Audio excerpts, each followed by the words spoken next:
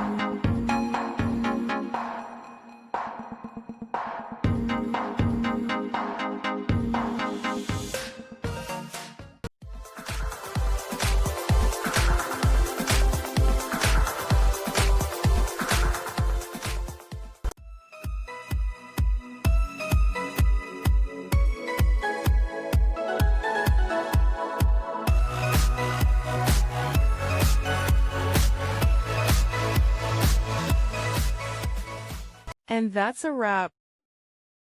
I hope you found the answer you were looking for. If you did, take a second to hit that subscribe button. It really helps out. And let me know in the comments which solution worked best for you. See you next time in the debug zone.